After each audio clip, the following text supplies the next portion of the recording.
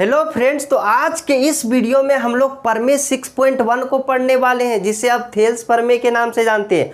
और यह प्रमेय बहुत ही ज़्यादा महत्वपूर्ण है एग्जाम की दृष्टि से। तो इस प्रमेय के लिए कॉन्सेप्ट के साथ कुछ ऐसा ट्रिक लेकर के आए हैं, जिसे आप एक बार अगर इस वीडियो को देख लेते हैं तो इस प्रमेय को लिख करके खुद से आप सॉल्व कर सकते हैं और बहुत आसानी से आपको समझ में आने वाला है इस प्रमेय को। तो हम इस प्रमेय को स्टार्ट करते हैं। आपको रटने की कोई ज़रूरत नहीं, बस आप इस वीडियो को एक बार पूरा अंत तक अच्छा से देख लेते हैं तो आप इस प्रमेय को खुद से सॉल्व कर सकते हैं। तो इस प्रमेय को हम सिद्ध करते हैं। सबसे पहले इस गमछी को हटा लेते ताकि आप लोग को अच्छा लगे समझने में। तो देखिए हम स्टार्ट करते हैं इस प्रमेय से। तो देखिए प्रमेय में क्या बोला जा रहा है, यदि किसी त्रिभुज की एक भुजा के समांतर यानी दो भुजाओं को भिन्न भिन्न बिंदुओं पर प्रतिच्छेद करने के लिए एक रेखा खींची जाए तो ये अन्य दो भुजाओं को एक ही अनुपात में विभाजित हो जाती है। कहने का मतलब क्या हुआ कि देखिए एक त्रिभुज है। सबसे पहले इसको पढ़ने के बाद क्या पता चला आप लोग को कि एक त्रिभुज है और इस त्रिभुज के एक भुजा के समांतर, जैसे हम BC के समांतर एक भुजा लिए हैं DE और BC के समांतर DE एक भुजा लेते हैं, तो ये जो भुजा है ये बचा हुआ दो अन्य जो भुजा है, मतलब इस त्रिभुज के अन्य दो भुजा जो बच गया है, इस भुजा से समांतर एक भुजा लेते हैं। तो ये दोनों भुजा को ये क्या करती है, दो बिंदुओं पर काटती है, भिन्न भिन्न बिंदुओं पर काटती है और काटने के बाद ये अन्य दो भुजाओं को एक ही अनुपात में विभाजित करती है। कहने का मतलब क्या हुआ कि AD जितना है उतना ही DB है, एक ही अनुपात में बराबर बराबर अनुपात में विभाजित करती है। तो सबसे पहले हम लोग को जो दिया हुआ है वो लिखना होगा।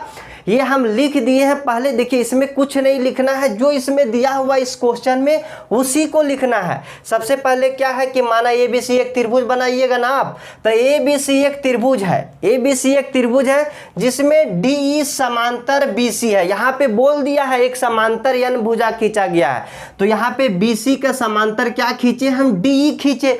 सबसे पहले यहाँ पे जो लिखा हुआ उसी को हम लिखे हैं। अब बनाने की जब बात आती है तो उस टाइम हम लोग ट्रिक को देखेंगे। अभी ये सब तो सब अपने से लिखना है, तो ये सब में तो कोई ट्रिक होगा ही नहीं। उसके बाद क्या लिखा गया है, तथा DE भुजाओं AB और AC को क्रमशः D और E पर काटती है। तो जो वहाँ पे कट कर रही है वही चीज़ तो लिखा हुआ है कि जो DE है वो AB और AC को ना काटती है। AB को कहाँ काट रही है, D बिंदु पर, और AC को कहाँ काट रही है, E बिंदु पर। तो यही चीज़ यहाँ पे हम लिख दिए हैं। और उसके बाद क्या लिखना है कि सिद्ध क्या करना है। सबसे पहले लिखिएगा दिया क्या गया है, उसके बाद सिद्ध क्या करना है। अब यहाँ पे देखिए सिद्ध करना है AD बटा DB इक्वल टू AE बटा EC। मतलब ये भुजा जो काटती है ना वो समान अनुपात में बांट देती है। ये किसने बताया था, तो ये थेल्स प्रमेय जी ने बताया था, थेल्स जी ने बताया था। और इसी को आप लोग को प्रूव करके दिखाना होता है एग्जाम में। तो हम देखिए इसके लिए, इसको प्रूव करने के लिए सबसे पहले कोई भी थ्योरम प्रूव करने के लिए कुछ रचना करनी पड़ती है, मतलब कुछ अपने से उसमें कार्य करना पड़ता है। अब सबसे झंझट इसी में आती है कि हम रचना क्या करेंगे। तो देखिए यहाँ पे जो सिद्ध करना है ना उसी के हिसाब से यहाँ पे रचना किया जाता है। तो यहाँ पे देखिए AD लाना है और DB लाना है, सबसे पहले ये लाना है। तो हम रचना पहले देख लेते हैं हम क्या किए, उसके बाद ट्रिक इस रचना से ही देखेंगे। तो रचना में क्या किए, देखिए B से E बिंदु को हम मिला देते हैं। देखिए B को E बिंदु से और D को C बिंदु से, ये दोनों को मिला दिए रचना में। और क्या किए, यहाँ पे लंब डाल दिए, इसका नाम रख दिए M, और एक M लंब इसमें डाले, दोनों भुजा पे लंब डाले हैं, इसका नाम रख दिए N। क्या नाम रख दिए, N। अब यहाँ से आती है सॉल्यूशन। देखिए हम जो वहाँ पे लंब डाले हैं या मिलाए हैं वही चीज़ यहाँ पे लिखा हुआ है। B से E बिंदु को तथा D से C बिंदु को मिलाया, दोनों को मिला दिए। और DM लंब AC, देखिए DM लंब किस पे डाले हैं, AC पे, और EN लंब किस पे डाले हैं, AB पे। तो बस वही चीज़ यहाँ पे हम लिख दिए हैं कि DM लंब AC पे और EN लंब AB पर डाला। अब आती है यहाँ से सॉल्यूशन या प्रूफ। अब हम कैसे प्रूफ करेंगे वो देखिए। सबसे पहले क्या सिद्ध करना है वो देखिए। सबसे पहले सिद्ध करना AD और DB। सबसे पहले AD को सिद्ध करना है, AD लाना है। अब इस त्रिभुज में देखिए AD कहाँ पे है, तो यहाँ पे देखिए AD आपको कहाँ दिख रहा है, AD यहाँ पे दिख रहा है ना। और ये AD कौन सा त्रिभुज में आ जाएगा, देखिए AD कौन सा त्रिभुज में आ जाएगा, ADE में आ जाएगा ना। कौन सा त्रिभुज में आ जाएगा, ADE में। और देखिए उसके बाद क्या लाना है, DB लाना है। क्या लाना है, DB लाना है। और DB कहाँ दिख रहा है आपको, यहाँ दिख रहा है। और इस DB कौन सा त्रिभुज में आ जाएगा, DBE में। कौन सा त्रिभुज में आएगा, DBE में, DBE में आएगा। और इसको लाने से पहले एक चीज़ आप जान लीजिए कि त्रिभुज का क्षेत्रफल क्या होता है। तो त्रिभुज का क्षेत्रफल क्या होता है, 1/2 गुने आधार गुने ऊंचाई। और ऊंचाई जो होता है सिर्फ लंबवत ऊंचाई होता है, पूरी लंबवत ऊंचाई। जो ये हम लंबवत लिए परपेंडिकुलर, तो वो ऊंचाई का काम करेगा। और आधार में क्या आ जाएगा, आधार में इस त्रिभुज के भुजा आ जाएगा। तो वही हम देखते हैं। सबसे पहले देखिए सिद्ध जो करना है, तो सिद्ध क्या करना है, AD और DB। तो सबसे पहले हम कौन सा त्रिभुज लेंगे, AD जिसमें आएगा। तो AD किस में आ रहा है, ADE त्रिभुज में। और DB किस में आ रहा है, DBE त्रिभुज में। तो हम दोनों त्रिभुज को सबसे पहले लेंगे। त्रिभुज कौन सा त्रिभुज, ADE और त्रिभुज DBE में क्या करेंगे, देखिए सबसे पहले दोनों त्रिभुज का एरिया निकालेंगे और दोनों को डिवाइड कर देंगे, तभी ना आएगा। जैसे हम एक त्रिभुज का एरिया यहाँ ऊपर में लिखेंगे, दूसरा त्रिभुज का एरिया नीचे में लिखेंगे, तभी ना कट करके बट्टा में आएगा, क्योंकि हमको बट्टा में ना सिद्ध करना है। तो बट्टा में क्या करेंगे, सबसे पहले इस त्रिभुज का एरिया निकालेंगे, एरिया ऑफ त्रिभुज ADE बट्टा एरिया ऑफ त्रिभुज कौन सा त्रिभुज, DBE इक्वल टू। अब एरिया का फॉर्मूला क्या होता है, क्षेत्रफल निकालने का फॉर्मूला क्या होता है, 1/2 गुने आधार। अब देखिए कौन सा त्रिभुज है, ADE। तो इसमें आधार कौन सा हो जाएगा, AD, क्योंकि इसी पे लंब डाला हुआ है। तो आधार क्या हो जाएगा, AD गुने ऊंचाई। अब ऊंचाई क्या हो जाएगा, जो लंबवत ऊंचाई हम लोग डाले थे। तो इतना याद रखने की जरूरत नहीं। इसमें यहाँ पे ट्रिक देखिए क्या कीजिएगा, सबसे पहले जो सिद्ध करना है उसको हम लिखेंगे ऊपर नीचे। जैसे देखिए 1/2 इंटू यहाँ पे नीचे में क्या सिद्ध करना है, DB। तो DB लिख दिए। और यहाँ पे ऊंचाई जो लिखेंगे फर्स्ट वाला ऊंचाई EN, इस पे EN ऊंचाई है ना, तो EN लिख दिए दोनों में, EN दोनों में लिख दिए। अब ये था ट्रिक कि जो पहले सिद्ध करना है वो पहले हम लिख दिए ऊपर नीचे। ऊपर में AD तो ऊपर में AD, नीचे में DB तो नीचे में DB। और फर्स्ट वाला जो लंबवत है, जो इस पे लंब डाला हुआ है, उस लंब को लिख दिए। अब सबसे पहले बात आती है, ये तो ट्रिक हो गया, लेकिन हमको तो समझना होगा ना हम ऐसा क्यों लिखे और कैसे लिखे। तो देखिए इसको हम समझते हैं। 1/2 गुने आधार गुने ऊंचाई, यही ना ऊंचाई हो जाएगा। इस ट्रेंगल का जो ऊंचाई है वो ये ऊंचाई हो जाएगा, क्योंकि यही क्या डाले हम, लंब डाले हैं। लेकिन बात आती है कि इस ट्रेंगल में हम ऊंचाई EN को क्यों लिखे, ये भी बात आता है ना। तो देखिए इसको हम क्यों लिखे, मान के चलते हैं कि एक ये ट्रेंगल हो गया, एक ये ट्रेंगल हो गया, और इस ट्रेंगल का हमको ऊंचाई निकालना है। तो ऊंचाई कैसे निकालेंगे, ऐसे हम ऐसे डॉट डॉट डालेंगे तो इसका ऊंचाई निकल जाएगा ना। तो यही होता है कि इस ट्रायंगल के लिए हम ऊंचाई निकालने के लिए थोड़ा सा आगे बढ़ा करके तब हम लोग ऊंचाई निकाल सकते हैं। इसीलिए इस ट्रायंगल का भी ऊंचाई जो होता है वो क्या होता है, EN होता है। अब जो कट रहा है उसको काट दीजिए और जो बच रहा है देखिए जो प्रूव करना है वही बचेगा, क्योंकि देखिए 1/2 से 1/2 कट गया, यहाँ AD से DB नहीं कटेगा, EN से EN कट जाएगा, तो क्या बचा AD बटा DB, यही ना बचा। इसको आप इक्वेशन 1 मान लीजिए। AD बटा DB इतना तो आ गया, अब इधर वाला लाना है। अब देखिए AE लाना है, AE यहाँ पे दिख रहा है और ये कौन सा त्रिभुज में होगा, AED में। और क्या लाना है, नीचे में EC लाना है। तो देखिए EC कौन सा हो जाएगा, ECD ट्रायंगल में, ECD त्रिभुज में हो जाएगा। आप कौन कौन त्रिभुज लेंगे, त्रिभुज AED और त्रिभुज कौन सा ECD में अब यहाँ पे भी देखिए दोनों में एरिया वाला फॉर्मूला लगा दीजिए, क्षेत्रफल वाला।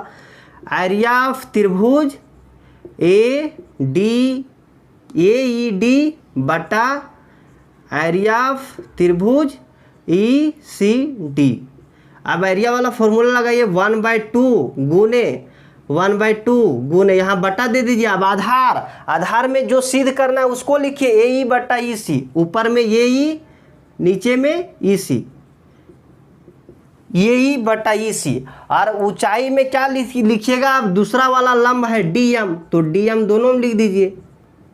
अब ये तो ट्रिक था, लेकिन इसको भी हम लोग समझते हैं। तो देखिए 1/2 गुने आधार गुने ऊंचाई, इस त्रिभुज में 1/2 आधार क्या हो जाएगा यही, और ऊंचाई देखिए यही ना लंब डाला हुआ है इस त्रिभुज में, इस साइड में यही लंब डाला हुआ है डीएम, तो डीएम लंब डाल दिए। और सेम उसी के जैसा इसका अगर ऊंचाई निकालना है तो थोड़ा सा आगे बढ़ा करके ऊंचाई हम फाइंड कर सकते, तो दोनों में ऊंचाई सेम हो जाएगा। डीएम यहाँ भी काट दीजिए, 1/2 डीएम से कट गया, क्या बचा ए ई बटा ई सी। अब दोनों तो मिल गया, लेकिन इससे तो हम प्रूव कैसे करें, नहीं ना कर सकते, अभी कुछ और करना होगा। अब देखिए किसी भी तरह से ये दोनों को आपस में इस तरह लिख दिया जाए तो प्रूव हो जाएगा ना। तो उसको हम लोग लिखने से पहले एक चीज़ ध्यान देना होगा कि जब कभी भी दो पैरेलल लाइन के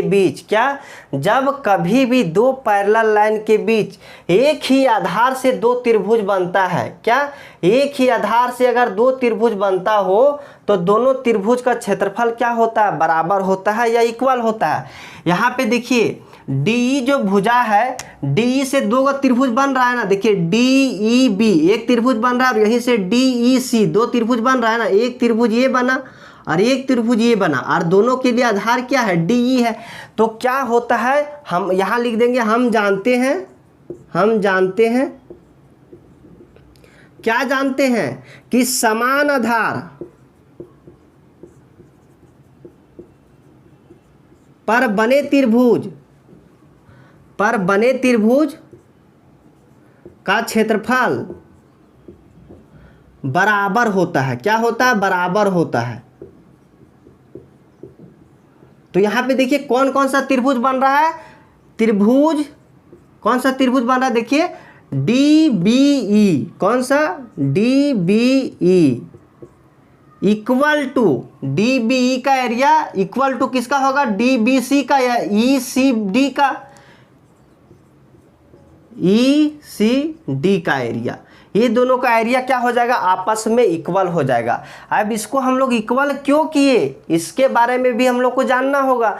तो देखिए इसको इक्वल करने से हम लोग को क्या फ़ायदा हुआ, इसको थर्ड मान लेते हैं, इक्वेशन थर्ड। इसको इक्वल करने से यही फ़ायदा हुआ कि देखिए आप इक्वेशन 1 को देखिए, तो इक्वेशन 1 में ऊपर क्या दिख रहा है, ए डी ई, इसमें भी इक्वेशन 2 में ऊपर क्या दिख रहा है, ए डी ई, नीचे क्या दिख रहा है, डी बी ई, लेकिन यहाँ पे क्या दिख रहा है, ई सी डी। तो यहाँ पे अगर दोनों इक्वल कर देते, जैसे यहाँ पे डी बी ई है, इसको भी डी बी ई कर दे, या तो यहाँ पे ई बी डी कर दे, कुछ भी हम कर सकते हैं। अगर दोनों लेफ्ट साइड को इक्वल कर देंगे तो राइट साइड भी इक्वल हो जाएगा ना, और राइट साइड इक्वल हो जाएगा तो वही तो प्रूव करना है हम लोग को। तो सबसे पहली बात हम लोग को समझना होगा कि हम लोग क्यों कर रहे हैं, उसके बाद हम लोग करेंगे तो रटने की ज़रूरत नहीं पड़ेगी। तो यहाँ पे देखिए इक्वेशन 2 और 3 से यहाँ पे समीकरण 2 और 3 से 2 और 3 से हम लोग क्या लिख सकते हैं, क्योंकि देखिए हम लोग यहाँ area of triangle A E D बटा एरिया ऑफ ट्रायंगल, देखिए सी ई डी यहाँ पे दिख रहा है, सी ई डी के पास हम लिख सकते हैं डी बी ई आराम से लिख सकते हैं, क्योंकि दोनों का एरिया क्या है, इक्वल है। तो इसके पास हम ये लिख सकते हैं, क्योंकि ई सी डी जितना उसका क्षेत्रफल है उतना ही क्षेत्रफल डी बी ई का है, तो हम डी बी ई लिख दिए। अब यहाँ पे डी बी ई लिख दिया, अब यहाँ पे जो है वो लिख दिए ए ई बटा ई सी। इसको इक्वेशन 4 मान लेते हैं, कौन सा, इक्वेशन 4 मान लेते हैं। अब समीकरण 1 और 4 को तुलना कीजिए आप, समीकरण 1 और 4 से, समीकरण 1 और 4 से। 1 और 4 को देखिए, 1 हो गया आपका ये, 4 हो गया आपका ये, 4 ये हो गया। यहाँ पे देखिए एरिया ऑफ त्रिभुज ए डी, एरिया ऑफ त्रिभुज ए ई डी, ए ई डी या ए डी दोनों एक ही बात है। मान के चलिए यहाँ पे डी लिख दीजिए, इधर ही लिख दीजिए ए डी बटा डी बी दोनों इधर लेफ्ट साइड क्या है, इक्वल है। अगर लेफ्ट साइड इक्वल है तो राइट साइड भी इक्वल हो जाएगा कि नहीं, राइट साइड भी इक्वल हो जाएगा। तो हम लोग राइट साइड इक्वल कर देते हैं। इक्वेशन 1 और 4 से क्या हो जाएगा, राइट साइड इक्वल हो जाएगा। ए डी बटा डी बी इक्वल टू ए ई बटा ई सी, ए ई बटा ई सी। और यही क्या हो गया, हैंस प्रूव्ड। यही ना प्रूव करना था। देखिए ए डी बटा डी बी इक्वल टू ए ई बटा ई सी। तो ये था थेल्स प्रमेय। अगर आपको समझ में नहीं आया होगा तो अब फिर से देख लीजिएगा, क्योंकि अगर आप एक बार इस तरह से देख लेते हैं तो आप खुद से सॉल्व कर सकते हैं। तो ये था थेल्स प्रमेय। अब इससे भी ज़्यादा महत्वपूर्ण है पाइथागोरस प्रमेय, क्योंकि जब हम पाइथागोरस प्रमेय को देख रहे थे कि कितना साल पूछा गया है, तो उस पाइथागोरस प्रमेय हम नज़र डाले तो उसमें अगर हम 10 साल का क्वेश्चन पेपर को हम चेक किए तो उसमें 8 साल लगभग पाइथागोरस प्रमेय ही पूछा गया था। तो हम नेक्स्ट वीडियो में हम लोग पाइथागोरस प्रमेय को समझेंगे। तो आपको यह वीडियो कैसा लगा कमेंट करके जरूर बताइएगा। अगर आपको किसी भी तरह का दिक्कत इस वीडियो में होगा तो आप कमेंट सेक्शन में पूछ सकते हैं, आपका रिप्लाई जरूर दिया जाएगा। और चैनल को सब्सक्राइब नहीं किएंगे तो सब्सक्राइब करके रख लीजिएगा और बेल आइकन को भी प्रेस कर लीजिएगा, ताकि मेरे आने वाले सभी वीडियो का नोटिफिकेशन आपके पास पहुंच सके। तो आज के लिए यही, तब तक के लिए बाय बाय।